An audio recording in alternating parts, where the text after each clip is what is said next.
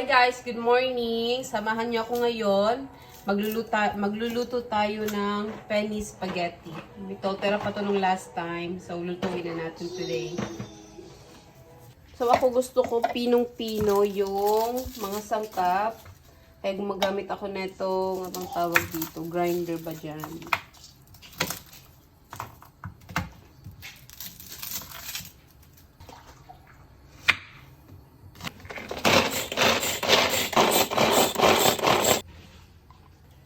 Matagal na namin to. Nabili namin to sa Shopee. We had this for like over 2 years now.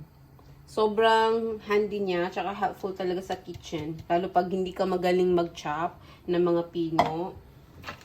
Usually talaga binibili namin itong brand na to kasi hindi siya mabilis malabsa. Ang tawag ba doon? Need one spaghetti sauce for that. At ito, may giniling na kami dito na manok. Na nilagyan din namin ng bell pepper tsaka carrots. Kasi ayaw namin ng ibang kami sa spaghetti since ito yung mas nagustuhan namin. Ito, may pinapakulo na tayong tubig. Waiting na lang na totally na kumulo. Okay, kumukulo na. Lagay na natin to. Nilagyan ko lang to ng asin.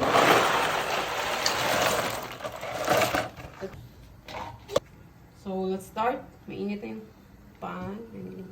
Usually, pag naggigisa-gisa lang ako, gumagamit ako ng olive oil.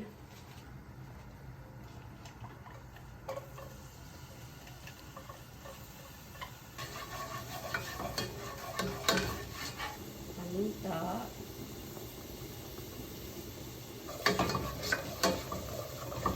Natin yung giniling na manok.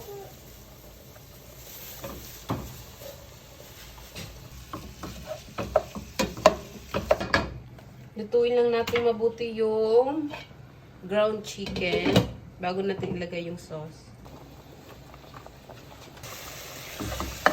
Yung sauce.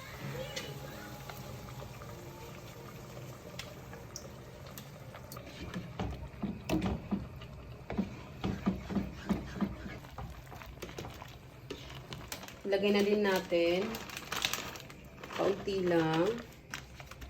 We'll save some for my husband. I think that would be good. The flakes.